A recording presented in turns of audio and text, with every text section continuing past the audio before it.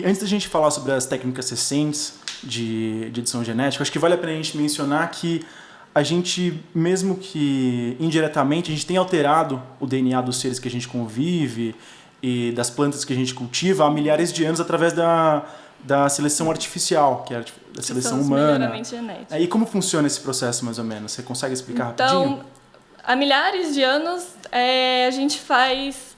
Como é que funciona? Para você conseguir uma seleção artificial, você pega o melhor cavalo, um cavalo que tem, sei lá, um músculo mais desenvolvido e coloca para procriar com a égua que tem as mesmas características que você quer melhorar.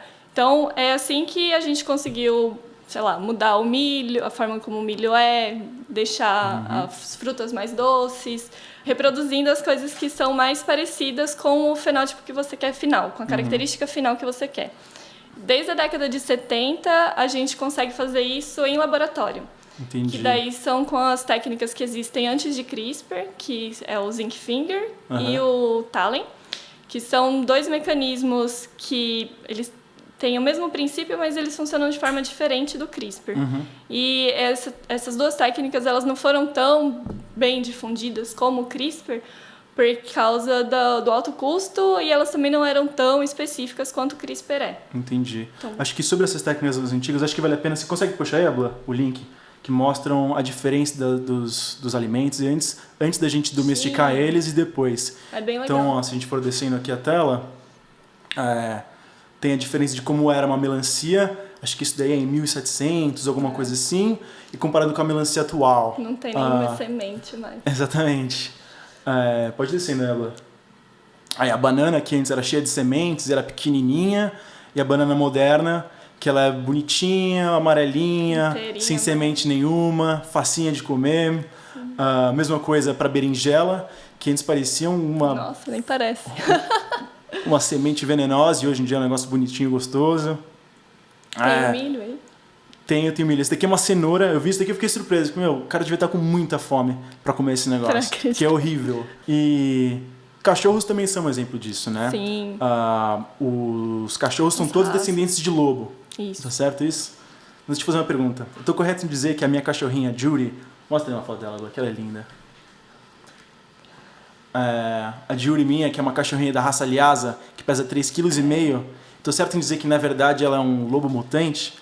Puxa aí, olha ela, que linda. Que fofa. Dá pra dizer que é um lobo mutante, então? Então, a gente não pode dizer que é mutante, mas pode dizer que é parente, ancestral. Vai fazer bem pra autoestima dela, então, quando falar. Cachorrinho X-Men. Então, falando das técnicas atuais que você mencionou, você falou os que a gente tinha antes, que era a Zinc, a TALEN, isso.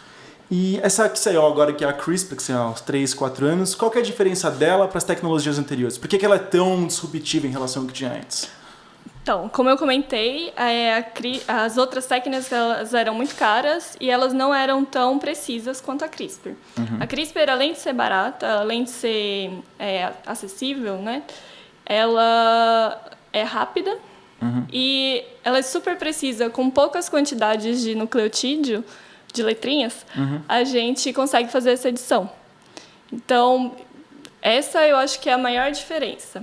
E depois também vou acabar explicando um pouquinho do histórico do CRISPR, mas o benefício é que o cara que inventou, o cara que mostrou que dá para fazer essa edição, ele disponibilizou isso para todos os cientistas. Então, qualquer pessoa no mundo inteiro tem acesso público a como fazer isso. Que legal. É só ter um laboratório, não vai fazer em casa. E falando nisso, sobre essas diferenças, é bem mais barato, pelo que você falou, ele é bem mais preciso, mas você consegue mudar, sei lá, um único nucleotídeo?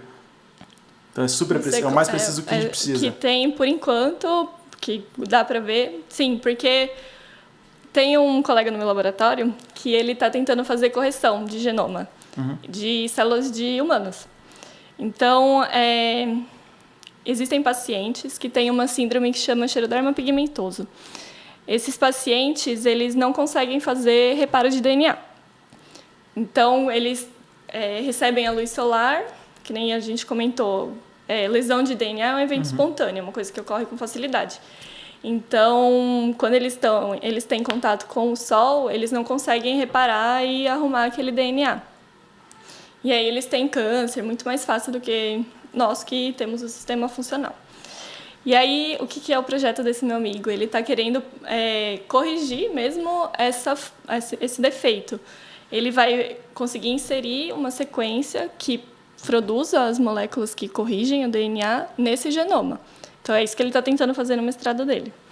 Então, você consegue corrigir bem preciso. Bem preciso. É bem preciso. E para você fazer essa pesquisa, você precisa ter um laboratório super sofisticado? É um equipamento muito caro que você precisa ter? Você não precisa de equipamento. Só... É aguinha com aguinha. A gente brinca assim.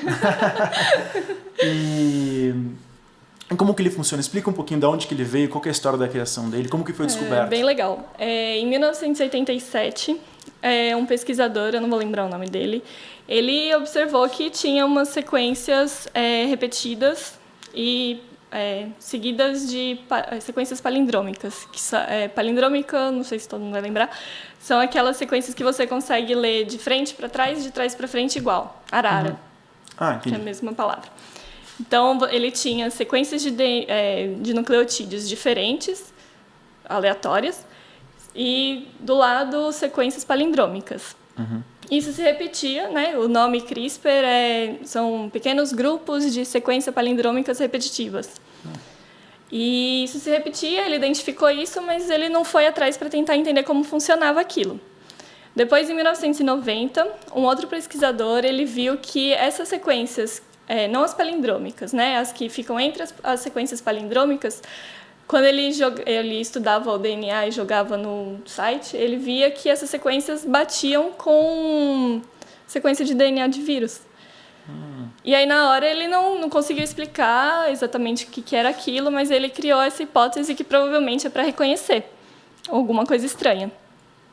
Em 2006, uma empresa de iogurte estava tendo problema com iogurtes que estavam tendo infecção com vírus.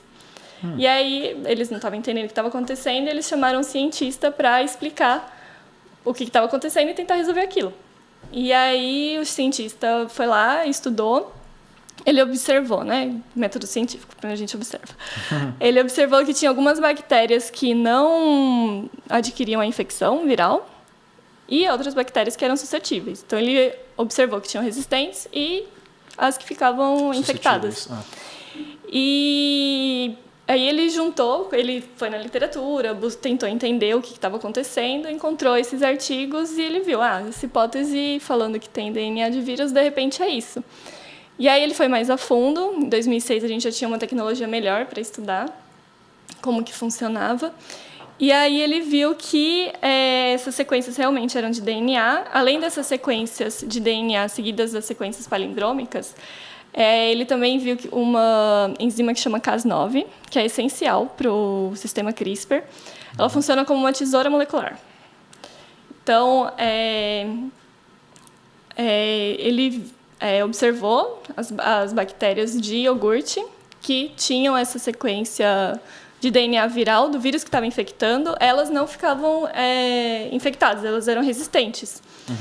E as outras que não tinham o DNA viral, elas eram suscetíveis. Então, ele conseguiu mostrar que existe um sistema imunológico em bactéria, coisa que ninguém nunca imaginou, porque funciona muito parecido com as vacinas para a gente. Como é que funciona uma vacina? A gente coloca um pedacinho do DNA da bactéria na vacina, injeta a vacina, e a gente cria anticorpos. Então, a gente cria essa memória imunológica para a próxima vez que a gente entrar em contato com o DNA, ou a gente não ficar doente, ou a gente ficar menos doente, né? Entendi. E com a bactéria funciona igual. A hora que ela reconhece o DNA de vírus que ela já tem arquivado no genoma dela, ela usa essa Cas9, essa enzima, tesourinha, vai lá, identifica o vírus que está infectando ela e picota destrói e inativa o DNA. Interessante. E aí, em 2013, que veio a compreensão de que o CRISPR pode ser usado como editor gênico, como Photoshop. Isso que também é bem curioso. 2 grupos independentes, eles publicaram na mesma revista, na mesma edição, no mesmo dia, praticamente, acho que saiu no mesmo dia, falando da sequência CRISPR e dessa capacidade de edição. E existe uma meio que briga sobre quem vai ganhar o Nobel no futuro devido a isso, eu né? vi isso. Que é a Jennifer e a Emanuela Carpentier, Jennifer Doudna, eu não sei como fala, e a Emanuela Carpentier, elas mostraram que elas conseguiam fazer a edição gênica em bactérias de forma artificial, porque né, as bactérias elas já naturalmente fazem isso, mas elas mostraram que elas conseguiam induzir isso. E o outro grupo que publicou, o grupo do Feng Zheng, ele mostrou que dava para fazer isso em célula humana, em linhagem, né? Ele mostrou em linhagem, mas em linhagem humana. E foi o Feng Zheng que deixou tudo acessível para os cientistas do mundo inteiro poderem fazer essa técnica. Então, ele tornou isso Open Access, que a gente chama. Entendi. Graças a ele que a gente conseguiu, de forma tão rápida, no mundo inteiro, estudar esse mecanismo.